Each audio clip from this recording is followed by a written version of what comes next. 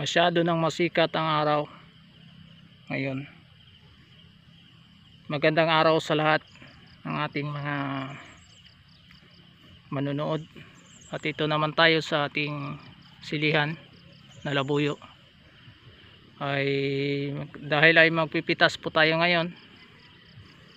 So bago tayo magpitas, mag-tour muna tayo. At saka sabihin ko sa inyo, ang dati pong inharvest po natin dito kasi bumaba yung nakaraang linggo ang harvest natin, umabot lang ng 35 kilos. Samantala dati ay magkano ba yun? Basta bumaba lang, bumaba, mas mataas pa yung noong pangalawa sa pangatlo. Kasi alam nyo kasi mga ka-farms, ay dati ay nakaraang linggo matinding ulan. Kapag ang sili pala, kapag ang sili mo ay labuyo, kapag matindi ang ulan, mahina pa lang mahinog. Kaya sa nakaraang linggo ay kami ay nakapitas lang ng kaunti. Pero sa linggo na ito ay nakikita ko na marami talagang hinog ang sili. Ayan.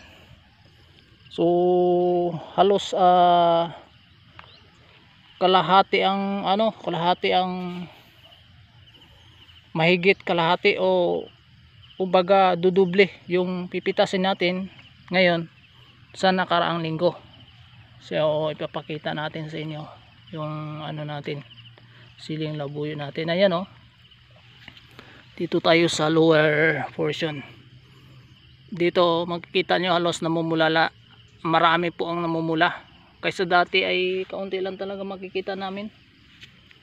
Ayan mga ka-farms dito yan yan. So hindi lang siya masyado makita kasi matindi kasing sinag ng araw. Maliit lang di kasi ang bunga ng labuyo. Pero marami sa talaga mga ka-farms ang hinog na ating sili. At sana ay makaharvest tayo ng marami kasi kinakapos din tayo sa budget natin kasi malaking maintenance natin at hindi pa tayo nakapag harvest ng marami. Papunta pa lang tayo sa padami pa lang. I hope na this coming January makababawi na din tayo kasi eto sigurado na talaga January, February ay sana ay hindi po bumaba ang presyo. Doon na din tayo makabawi sa ating mga gasto nito. So ayan marami na po mga ka-farms. Ito ay January at sigurado po bubulyom yung sili natin January hanggang February. Yan, marami na po yan kaysa dati. Yan makita nyo na namumula na po yung hinog ng ating sili na buyo. Kabilaan po yan mga ka-farms. So dati nga halos hindi namin makikita ang mga hinog, pero ngayon ay marami na talaga. I hope for the next week dadami din to at dito na tayo tayo sa blessing na ating pinatuluan ng pawis at naging bunga ng ating pagsisikap. Eto na po mga ka-farms. Yan malaki pa naman mga bunga ng labuyo natin. So salamat talaga sa Panginoon na hindi po na daanan ng bagyo, pangalawang bagyo, na hindi po natamaan yung sili natin. Kasi malaki din ginastos natin dito, hindi din basta. Halos dito lang po napunta yung mga natin. Kaya advice ko po sa inyo, kung magsisili kayo kahit anong uri ng sili,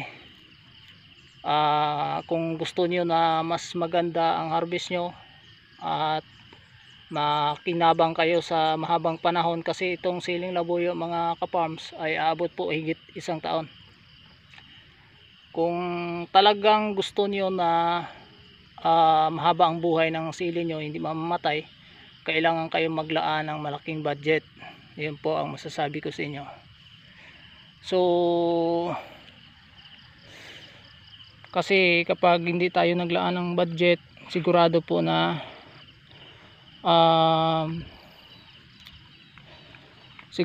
na mamatay yung sili natin sa mas maagang panahon, at habang tumatagal ay paunti-unting mawawala sila. Yan, so marami yung mapipitas natin sa araw na ito. Ito po ay pang-apat na pitasan mga ka-farms. So i-reveal ko ang ano nito, ang kung matapos ito mapitas, re-reveal din natin yung kung ilang kilo ang makukuha natin mula dito sa pitasan na ito, pang-apat. Kasi nakaraan ay bumaba, so 35 sang na yung pangalawa ay pangatlo ay magkano lang yun, I think siguro hindi nga umabot ng 30 kasi bumaba nga eh. Kasi naalala nyo ay matinding ulan, hindi nahihinog yung sili kapag tuloy-tuloy ang ulan. Pero ngayon ay marami talaga mga ka-farms, promise oh. Napakadami talagang bunga ng ating sili, I mean ang hinog, napakadami. So yun na po ay pang-apat na harvest. At ang magandang advice ko po sa gustong magtanim ng sili,